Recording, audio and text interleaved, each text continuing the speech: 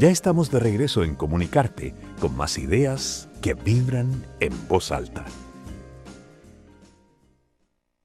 Este jueves 10 de julio se estrena la obra El nacimiento del payaso en Matucana 100, un unipersonal que narra cómo nació el payaso en Chile desde la historia del protagonista, pasando de ser un niño guacho a ser investido con la nariz roja por ni más ni menos que la Virgen del Carmen.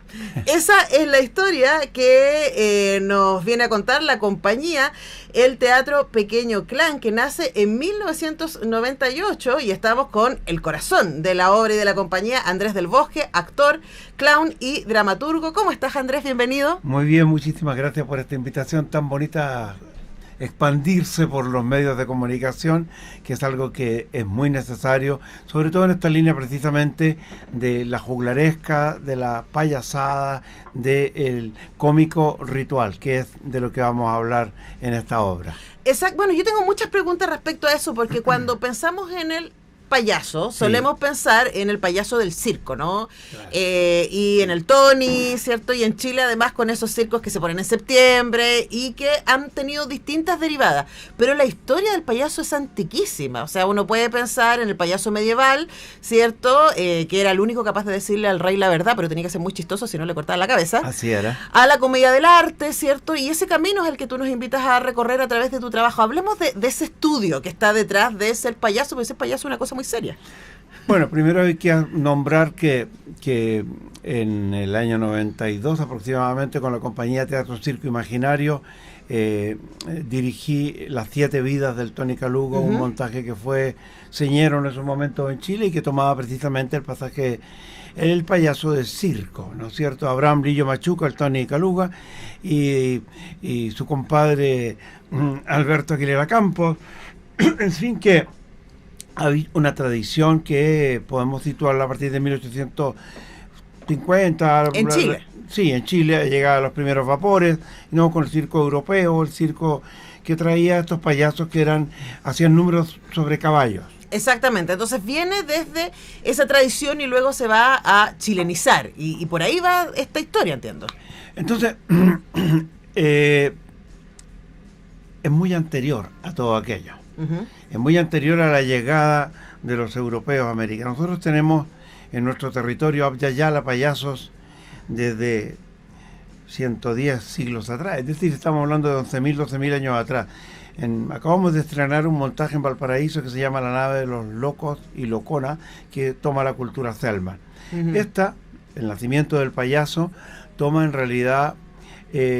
está basada en un espectáculo que hacía Dario Fo hace muchos años atrás, que se llama El nacimiento del juglar, y se hunde en una visión de las Biblias apócrifas.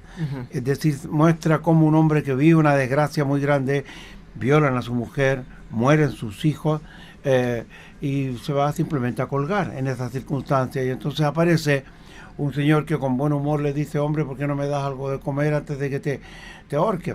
Ayúdanos con un poco de agua. Y entonces el hombre lo queda mirando y dice: oye, yo a usted como que lo conozco y tal. Sí, pues hombre, yo soy Cristo y aquí está Pedro y Pablo que me acompañan y tal. Entonces se presenta esta figura de Cristo como juglar, de un Cristo alegre y no del Cristo que nos han enseñado siempre, sufriente, crucificado y todo lleno de sangre por todas partes. De allí viene esta tradición del nacimiento del payaso, como la estamos viendo.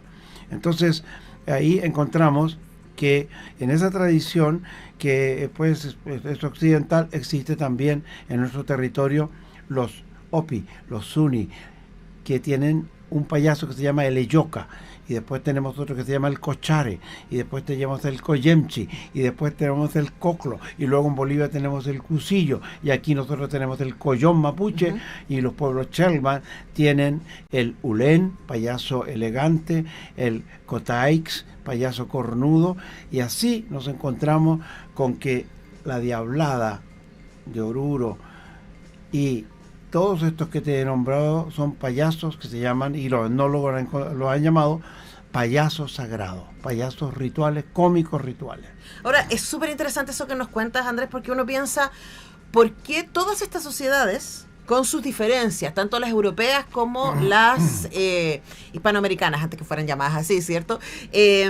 Han necesitado tener al interior de sus comunidades a un ser que cumple con esta función. ¿Cuál es la función social del payaso o de estos personajes, ¿no?, que han estado en cada una de estas culturas? Pues divertir. Lo dice Bertolt Brecht, digamos, no se trata de hacer aquí una feria de la moral y que sean personajes muy sesudos y que vengan a hacernos pensar mucho. No, simplemente son personajes que ponen el mundo al revés. Uh-huh. Son lo que llamó Paul Rodin trickster, es decir, embaucadores de alguna manera, estafadores. Enseñan a través de lo que no hay que hacer. Entonces viene el collón mapuche y entonces pues se para allí y te quita el sombrero porque te has presentado con sombrero, o te da un trago de chicha porque no estás tomando chicha y ya estás en el guillatún, o el pájcola allá en México, y a las mujeres que se presentan pues con un escote muy amplio, le dice, oye, ¿por qué no te lo abres un poco más el escote y te subes más la falda? Y así vas llamando harto la atención a la iglesia. Y en fin, van haciendo bromas de esta índole. Los hombres pariendo, por ejemplo, mundo al revés, te fijas tú. Y esto significa que cumplen la función de divertir, en el sentido de vertirnos en un mundo imaginario, mostrarnos la utopía, aquello que nosotros no podemos imaginar, es decir, nos muestran otros mundos posibles. No tenemos que vivir solamente en la convención y la norma, podemos imaginar otras vidas. Ahora, yo me acuerdo cuando tuve un muy buen profe de historia medieval que nos hablaba del carnaval y del rol que tenía el bufón en el carnaval, esta idea de trastocar el mundo y volverlo al revés, y la necesidad que tenía, bueno, el carnaval en sí mismo, ¿cierto?, de este momento de airearse, ¿no?, y de destape, si uno lo podría decir, antes de entrar en la cuaresma, en la lógica, ¿cierto?, religiosa, de que nos vamos a ahora a vivir unos meses de austeridad y control. ¿Por qué es necesario que una sociedad tenga a alguien que le diga la verdad haciéndole reír? Piensa tú, como dice nuestro querido Humberto Maturana, que en realidad las sociedades se constituyen en una coordinación de conversaciones. Es decir, nosotros nos ponemos de acuerdo a través del lenguaje en cómo queremos vivir, cómo queremos imaginar la vida, cuáles son aquellos tótem y aquellos son nuestros tabúes. Y esto es a través de ir evolucionando y llevando la conversación cada vez a un punto más complejo, hasta que se constituyó, como nosotros hace poco tuvimos, en una constitución. La constitución de la república, de estas nuevas repúblicas, porque son repúblicas que tienen 200 años, piensa tú. Esto es muy nuevo. Bueno, pues tienen algo que ha ocurrido y que le es característico, y es que han perdido su contacto con los pueblos ancestrales, pero también han perdido su contacto con los colonizadores, porque han roto con la corona, han roto con los colonizadores y han roto también con los pueblos que han vivido aquí en este territorio de Abya Yala durante toda la vida. Y entonces, ¿cómo se han quedado? Claro. Pues en sociedades adolescentes, porque han perdido el cloquetén, por ejemplo, allí entre los Chelman, han perdido el ritual de las muñecas cachinas en el norte de México. O sea, se han quedado en sociedades adolescentes, en el sentido no mejor de la palabra adolescente, en el sentido no juvenil y de fuerza, sino que en el sentido de la falta de adolecer, de una capacidad de madurar.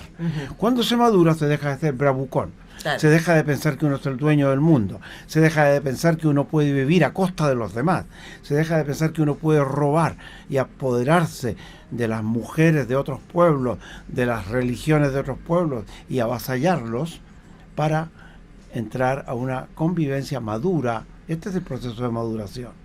Si tú te fijas en esta historia del nacimiento del payaso, lo que hay es la 10ª Espinela, lo que hay es el mundo de los payadores, lo que hay es lo que nos transmitió Santos Rubio en algún momento, lo que nos transmitieron los grandes poetas de la Laguna de Aculeo, los grandes poetas de la Virgen de Andacoyo, los poetas a lo divino y a lo humano. ¿Cuál era la función de estos poetas? Precisamente, como tú lo has señalado, poner el mundo al revés, o sea, darnos cuenta de que nosotros podemos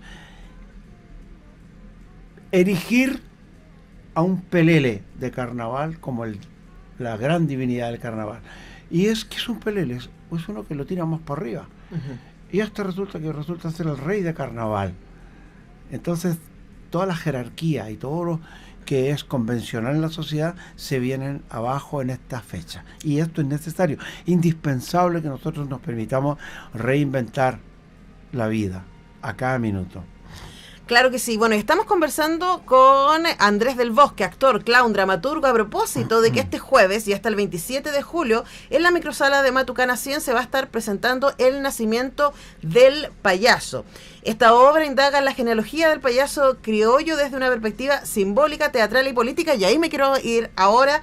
Hablemos del nacimiento del payaso y de este guacho que va a encontrar su nariz roja entregada por la mismísima Virgen de Atacuá.